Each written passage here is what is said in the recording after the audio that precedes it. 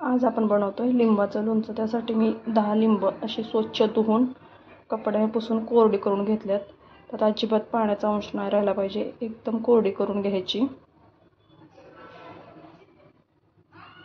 आणि लिंब घेताना अशी एकदम बारीक सालीची लिंब घ्यायची, जाड घ्यायची नाहीत। बाकीचं साहित्य बघूया। गूळ घेतलाय, गूळ आता इथं चिरून घेऊयात।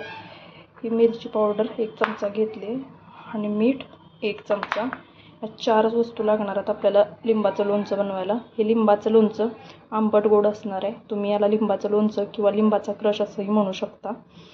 आणि लिंबाचा क्रश केल्यानंतर तो कडू होऊ नये यासाठी अशी पिकलेली लिंब घ्यायची, हिरवी लिंब घ्यायची नाहीत। आता गूळ चिरून घेऊयात आपण।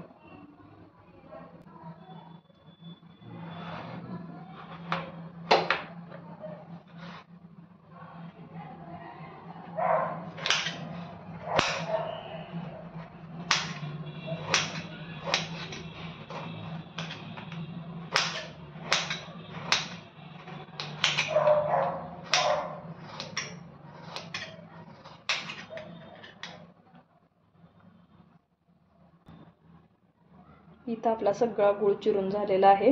आता आपण लिंबू चिरून घेऊयात। लिंबू चिरताना त्यातल्या सगळ्या बिया काढून घ्यायच्या, नाहीतर लोणच्याला त्या बियांचा कडवटपणा येऊ शकतो।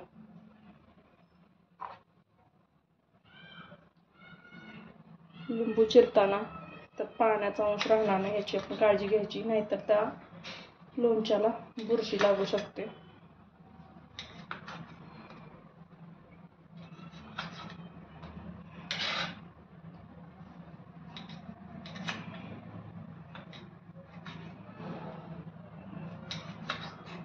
लिंबू असं चिरून त्याच्या सगळ्या बिया काढून घ्यायच्या।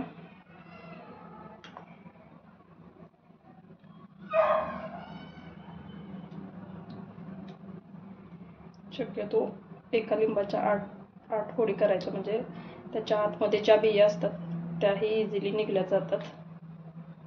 आपण सगळी लिंब चिरून घेऊयात।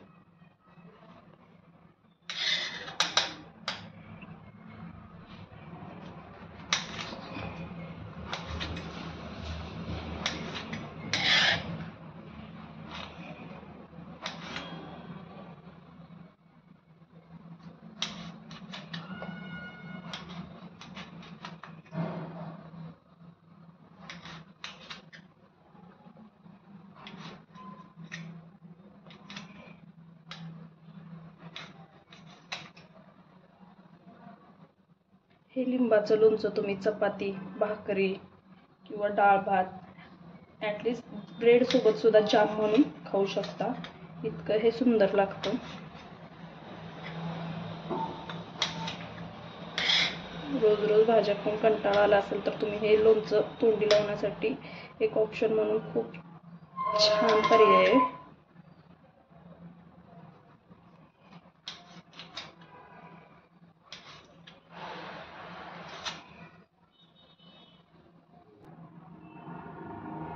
हे लिंबाचं लोणचं तुम्ही बनवायला जेवढं सोपं तेवढंच खायला टेस्ट आहे।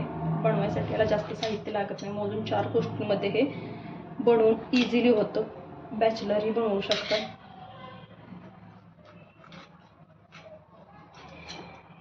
अशा पद्धतीने माझी सगळी लिंब कट करून झालेत। आता आपण त्यातल्या बिया काढून घेऊयात।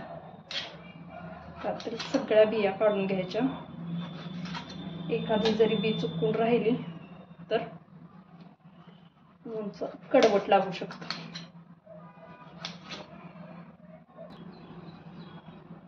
इथं सगळी लिंब आपली चिरून त्याच्या बिया काढून झाल्यात। आता हे मिक्सरला फिरवून घ्यायचं, त्याचं क्रश करून घ्यायचं। जास्त बारीकही करायचं नाही, एकदा दोनदा जस्ट फिरवून घेऊयात।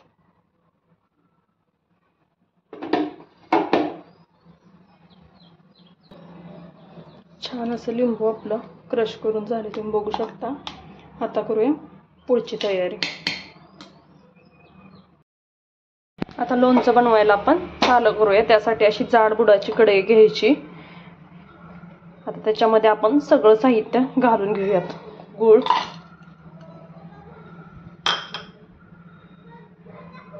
आता बारीक केलेला लिंबाचा क्रश,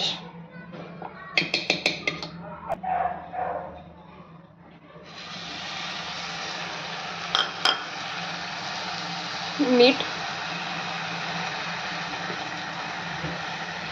मिरची पावडर सगळं आता मिक्स करायचं, एकसारखं हलवत राहायचं. हे मंद गॅसवर कंटिन्यू हलवत राहायचं म्हणजे खाली लागणार नाही. आता हे सुरुवातीला तुम्हाला थोडंसं पातळ वाटत असेल, हे आता घट्ट होईपर्यंत आपल्याला मिक्स करून घ्यायचं आहे. एक 5 ते 6 मिनिटं लागतील आपल्याला हे पूर्ण घट्ट व्हायला. हे लोणचं तुम्ही उपवासाला देखील खाऊ शकता, कारण आपण ह्याच्यामध्ये फक्त लिंबू, मिरची पावडर आणि गुळाचा वापर केलाय, त्याच्यामुळे हे उपवासालाही चालतंय.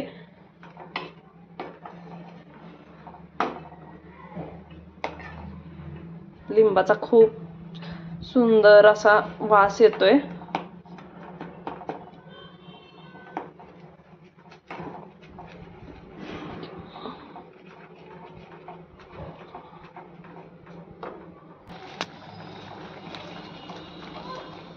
गुळाचं इथं पूर्णपणे पाणी झालेलं आहे.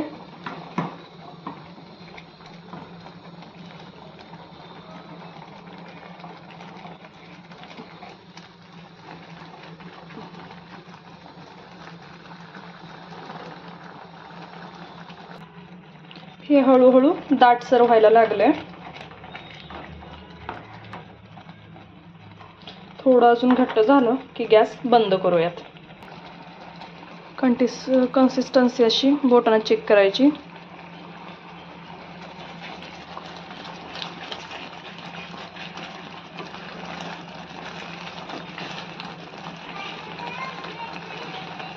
हे लोणचं शक्यतो काचेच्या भरणीत भरून ठेवायचं, तेही पूर्ण थंड झाल्यावर. गरम असताना अजिबात घाई करायची नाही भरायची. पूर्ण थंड झालं की भरणी कोरडी करून घ्यायची आणि मग हे भरून ठेवायचं.